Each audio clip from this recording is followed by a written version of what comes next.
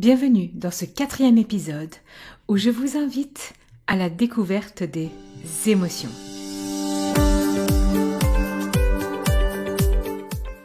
Bienvenue sur le podcast Les chemins du couple. Je suis Céline Domecq, thérapeute spécialisée dans les relations de couple et je suis également la fondatrice du Congrès du couple. Le podcast Les chemins du couple s'adresse à vous que vous soyez un homme ou que vous soyez une femme. Il va vous permettre vraiment de retrouver l'équilibre, la compréhension entre vous et l'autre dans tout ce qui se joue de la relation.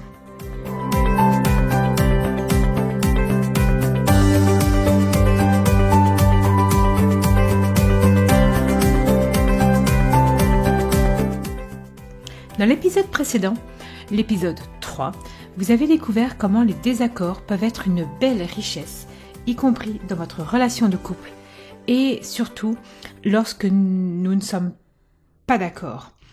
Et en fait, à la suite de ces désaccords, souvent nous ressentons de profondes émotions. C'est justement dans cet épisode que je vous invite d'aller les découvrir, comment mettre des mots dessus, à quoi servent-elles, quelles sont-elles ? Alors, au niveau des émotions, il y a eu de très nombreuses recherches scientifiques et tout le monde n'est pas d'accord ni sur les termes, ni sur exactement comment elles sont mises en place. Bref, le sujet des émotions reste un sujet vraiment en psychologie, au niveau des études et des recherches, un sujet passionnant. Alors, moi ici, l'idée n'est pas de vous donner un cours, mais bien juste de vous partager un point de vue que j'ai sur les émotions et surtout comment vous allez pouvoir découvrir ce monde avant qu'on aille dans d'autres épisodes beaucoup plus à leur rencontre. Alors, ce que j'aime bien partager tout d'abord, c'est de parler des travaux de Paul Ekman. Donc Paul Ekman, c'est un psychologue américain qui a scruté pendant plus de 50 ans les expressions faciales. Et en fait, ça montrait juste que à travers les expressions faciales, nos émotions s'extériorisent. Et donc on va parler d'expression, de micro-expression. Et lui, ce qu'il a fait, c'est qu'il a pu vraiment observer que à travers toutes les cultures, il y avait des similitudes vraiment entre l'émotion et certaines expressions faciales. Il les a cataloguées vraiment, et il a été jusqu'à répertorier 10 000 mimiques, vraiment en fonction des muscles du visage, différentes émotions, et puis il les a catégorisées. Donc lui, ce qu'il nous dit, c'est qu'il y a 6 émotions principales. Alors, généralement, on en parle uniquement de 4. En tout cas, c'est celle qu'on connaît le plus. Donc, la peur, la colère, la tristesse, la joie. Souvent, c'est les émotions de base. Et il faut savoir que derrière ce vocabulaire-là, qui le vocabulaire en plus va varier en fonction aussi de notre langage, derrière ce vocabulaire va se trouver des intensités d'émotions. Et en fait, ce qu'on oublie aussi, c'est les deux autres que moi j'observe en fait quand vraiment on prend le temps, qui est le dégoût et la surprise. Donc finalement, on a derrière ces 6 émotions de base, vraiment des réactions. Puisqu'en fait, l'émotion, ce qu'il faut vraiment juste bien comprendre, c'est que c'est une information interne qui vous appartient. Elle est déclenchée par une situation externe, donc ça peut être une pensée, un objet, une situation, ça peut être des pensées, ça peut être déclenché par une stimulation interne, une pensée, un souvenir. Et en fait, l'un ou l'autre stimulus, interne ou externe, va vraiment être interprété par ce qu'on appelle le système limbique, qui est votre cerveau émotionnel. Et là, on va avoir une émotion qui va naître. Alors, ce que j'ai envie de dire, parce qu'on entend vraiment souvent quand même que mon conjoint ne ressent pas d'émotion, il est froid, ou ma conjointe, on est bien d'accord, ou j'ai l'impression qu'il ressent jamais rien. Ce ne sont que des impressions, puisqu'en fait, tout être humain ressent et vit des émotions. On peut faire tout ce qu'on veut, vraiment elles existent en chacun de nous. C'est une grande caractéristique de l'espèce humaine. Alors, dans le discours vraiment habituel, ce qu'on a, c'est qu'on va parler d'émotions positives ou d'émotions négatives.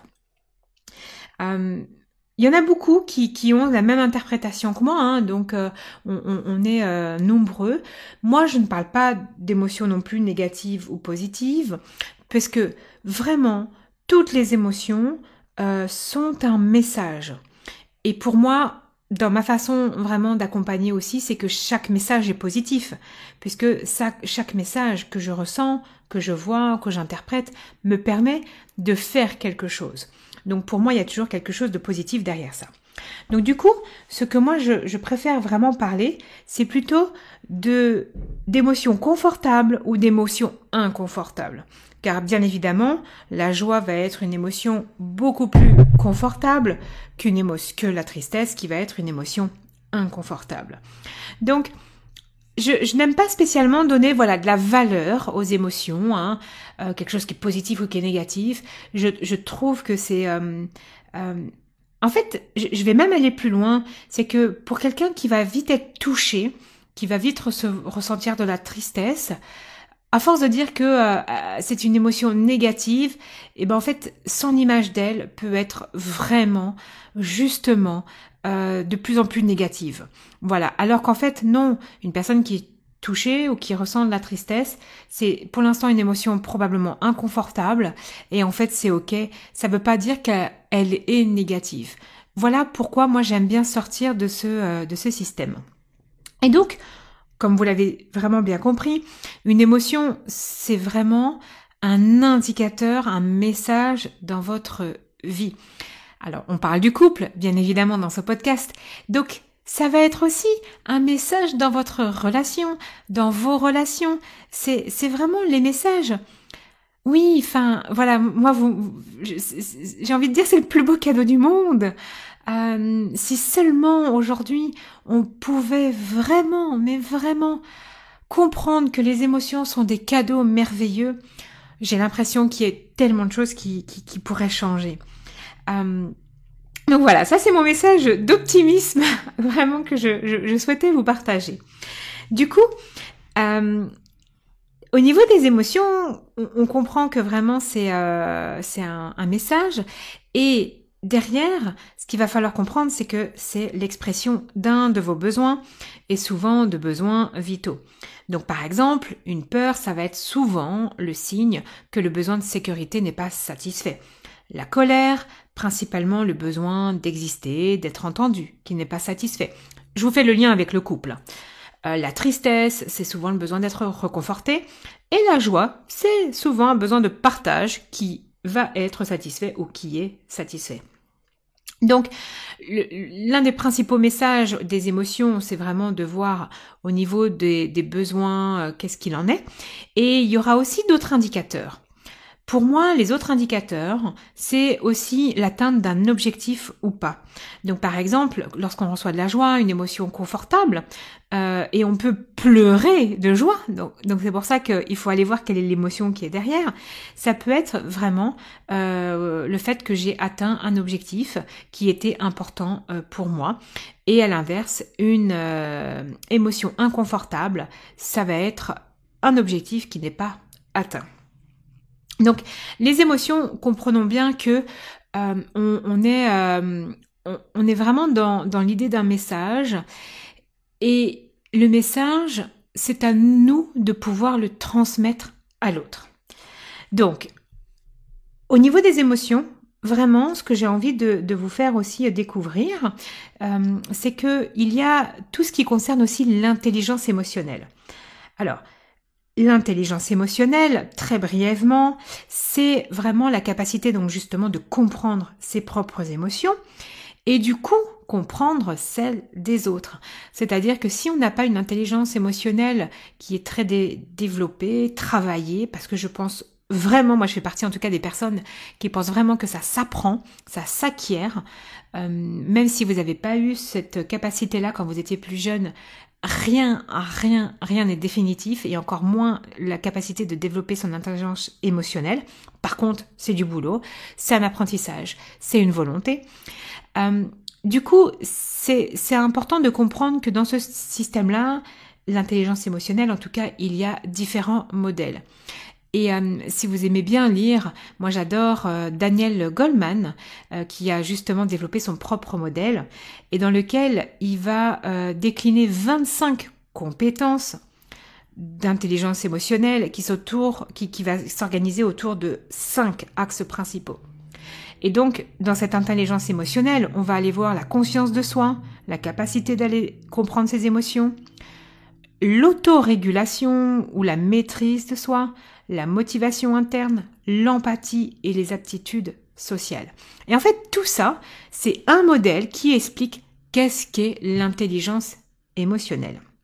Alors, l'intelligence émotionnelle, les émotions, le fait de pouvoir vraiment les découvrir, ça va permettre dans votre couple de mettre les bons mots et surtout, alors pour ceux qui ont cette empathie naturelle et cette intelligence émotionnelle, souvent vous allez vraiment voir chez l'autre, tiens, quand il y a une émotion, qu'est-ce qui se passe, qu'est-ce qui se joue, vraiment vous allez prendre le temps, mais ça permet aussi de comprendre que si l'autre en face de vous n'a pas cette intelligence émotionnelle développée, ce qui peut vraiment arriver et qui arrive dans de très nombreux couples, il n'aura pas cette capacité envers vous. Et du coup, moi ce que je vous propose en tout cas à travers ce podcast et cet épisode, c'est de prendre du recul que en fonction de notre héritage, de notre vie, on n'a pas tous cette intelligence émotionnelle de développer et que c'est ok. Donc c'est un peu, vous avez choisi votre partenaire, homme ou femme, pour certaines raisons que vous connaissez, peut-être d'autres pas du tout. Et en fait, ce que je vous invite, c'est de porter un nouveau regard sur ce cheminement dans votre couple, de comment je peux faire, qu'est-ce que je peux faire, qu'est-ce que je ne peux pas faire aussi face à l'intelligence émotionnelle de mon partenaire, soit hyper développée ou soit pas développée du tout. Alors, au niveau des émotions, moi ce que je perçois aussi souvent, ce qui se passe dans votre couple ou dans les relations de couple, c'est que les émotions non exprimées vont créer profondément des non-dits et de la distance avec l'autre. Donc, ne rien vouloir montrer, c'est vraiment compliqué parce que ressentir, c'est vous êtes un être vivant, vous ressentez des choses et en tout cas être dans une volonté de ne pas vouloir montrer ses émotions, c'est créer vraiment un sentiment, une distance avec l'autre. On parle beaucoup de connexion aussi émotionnelle avec l'autre et c'est ce qui crée le lien. Donc, si jamais vous vous retrouvez dans une relation où vous-même, vous mettez une carapace, vous choisissez de ne rien ressentir, de vous blinder, et vraiment, je vous invite à retravailler ça parce qu'en fait, vous êtes qu'une cocotte minute, une bombe à retardement. Et si à l'inverse, vous les exprimez tout le temps et que l'autre n'arrive pas à les écouter, mais là, ce que je vous invite, c'est vraiment à travailler cette intelligence émotionnelle ensemble, si l'autre est d'accord, bien évidemment, on ne force personne, pour que vous puissiez au moins exprimer vos émotions de façon très sereine. Alors, moi-même, moi j'aime beaucoup partager que ça n'a pas été toujours très simple, ma relation aux émotions. Moi j'étais plutôt du style quand même à ne rien ressentir jusqu'à ce que je découvre la raison. Et la raison, ça a été une carapace parce que derrière, il y a les émotions, mais il y a surtout, voilà, et j'en parlerai dans le prochain épisode. Moi, je fais partie de cette catégorie de personnes qui sont ce qu'on appelle hypersensibles. Et du coup, cette hypersensibilité, comme ça j'ai pas forcément vécu dans un environnement où l'intelligence émotionnelle était très important, et puis aussi, il faut pas oublier que dans notre génération, les émotions, en tout cas ceux qui ont 40 ans ou autres, et même plus, les émotions, c'était un sujet compliqué. Enfin, faut remettre tout dans son contexte, hein, mais c'est pas forcément été simple non plus pour nos parents. On leur a pas non plus donné toutes les clés, toutes les explications, les recherches scientifiques sur les émotions, mais elles ont explosé ces 30 dernières années. Uniquement. Donc du coup, voilà. Moi, j'avais mis en place plutôt un système de carapace, hein, de femme forte. Et donc, ça a bien compliqué mes relations jusqu'au jour où donc moi, j'ai découvert cette hypersensibilité, j'ai découvert l'intelligence émotionnelle. Et c'est vrai que, waouh, aujourd'hui, ben oui, je me laisse porter par mes émotions. Ça veut pas dire que des fois, je reviens pas dans mes mécanismes où je me protège. Ça fait partie aussi de qui je suis. Par contre, je le vois. Et en fait, c'est ça que j'ai envie de vous proposer, c'est de voir votre fonctionnement par rapport aux émotions, comment vous fonctionnez, comment vous les observez, et qu'il n'y a pas de mauvaise ou de bonne réponse, il y a juste ce qui vous convient. Donc du coup, moi je vous partage ça et aussi pour aller un poil plus loin, j'entends beaucoup dans le milieu du développement personnel qu'il faut apprendre à gérer ses émotions. Alors moi je déteste ce mot-là, voilà, comme ça c'est planté, le décor il est planté. Je suis contre la gestion des émotions, mais je suis bien dans les nommer, les comprendre, voir ce qui se joue autour de ça, pour mieux les accueillir, pour mieux les vivre, et tout simplement, une émotion qui est nommée, qui est ressentie, en fait, vous savez quoi? Ça dure à peine 1 ou 2 minutes. Ce qui se passe derrière, c'est autre chose. Et souvent, et c'est là où je vous nomme plein de personnes aujourd'hui parce que les émotions, ça a tellement été abordé par de nombreuses personnes. J'aime beaucoup l'auteur Yves-Alexandre Talman qui parle de sentiments qui vont rester dans le temps et non des émotions. Donc c'est un sujet passionnant, je viendrai dans d'autres épisodes vous parler de la différence entre émotion et sentiment, notamment en prenant vraiment les diverses recherches et points de vue d'Yves-Alexandre Talman, que j'aime beaucoup, parce que ce n'est pas la même chose. Donc, en tout cas, voilà, au niveau des émotions, c'est juste donc important aujourd'hui, si je veux vous repartir quelque chose avec le podcast, c'est vraiment de parler d'émotions confortables ou inconfortables, d'aller voir quel est le besoin derrière, qu'est-ce que ça crée au niveau de votre relation, est-ce que ça met plutôt de la distance, est-ce que vous arrivez à être sur la même longueur d'onde, est-ce que l'intelligence émotionnelle est plutôt une capacité que vous avez réussi à développer? Est-ce que votre partenaire, vous avez l'impression qu'elle est plus aussi développée ou pas? En tout cas, si jamais vous voulez aller plus loin, je vous propose, comme vous le savez, de télécharger mon guide 3 étapes pour vous épanouir dans votre couple. Vous vous rendez sur la page www.celindomec.info/étapes et il est offert. Il va vous donner vraiment des informations importantes pour cultiver justement la joie au quotidien dans votre relation. Dans le prochain épisode, l'épisode 5, on continuera sur le thème des émotions et je vais aller vraiment vous parler d'hypersensibilité et surtout comment cette hypersensibilité est une perle rare, magnifique et précieuse. En attendant de vous retrouver pour le prochain épisode, je vous invite à aller visiter mon site internet celindomec.com sur lequel vous allez retrouver un guide qui s'appelle les 3 étapes pour vous épanouir dans votre vie de couple. Je vous retrouve très bientôt.